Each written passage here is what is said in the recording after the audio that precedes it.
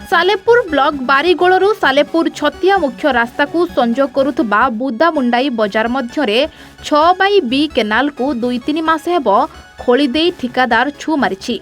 फलरे यातायात पई नाही नथिबा असुविधार सम्मुखीन हेउछंती 5-6 गोटी ग्रामर ग्रामवासी। सूचना मुताबक सालेपुर छतिया रास्तार प्रस्तुतिकरण निमंते ठिकादार एही केनाल को मेसिनी द्वारा खोली देइछंती। स्थानीय लोके केनाल कार्य केबे संपूर्ण हेब पचारिबारु इरिगेशन विभाग कहूछि आरएनबी करिब। आरएनबी विभाग कहूछि इरिगेशन विभाग करिब। एही दुई विभाग छकापंछा मध्यरे नाना असुविधार सम्मुखीन हेउछंती लोके।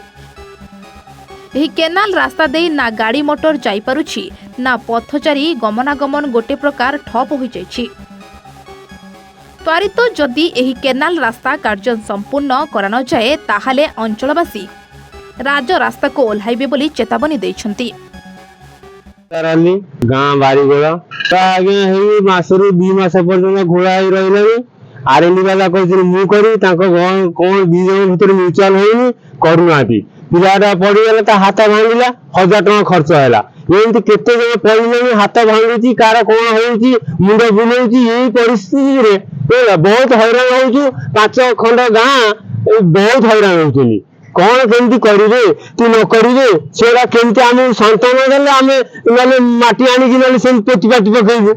परिश्रम होउछु पिकर पंचायत कार्तिक साहू बोल पानी पंचायत सभापति जो समस्या आज की मास कंट्राक्टर ताड़ी पकई देछि एवं से ये आम नाल डिपार्टमेंट आसिकिना आसी 8 दिन काल आसी फेरिकिना गले कहले आज आस काली आस एमती कहले से हैरान होना से बर्तमान आसुना कंट्राक्टर कहते आरएन वाला आमको ऑर्डर कले आम करूँ।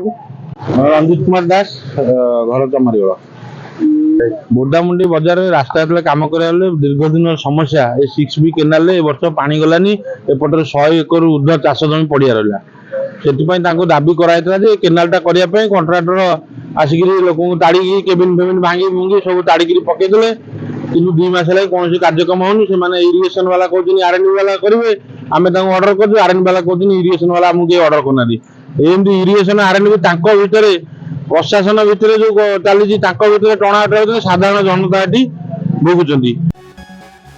Salepur Jogeshwari Biswal report A1 Odisha.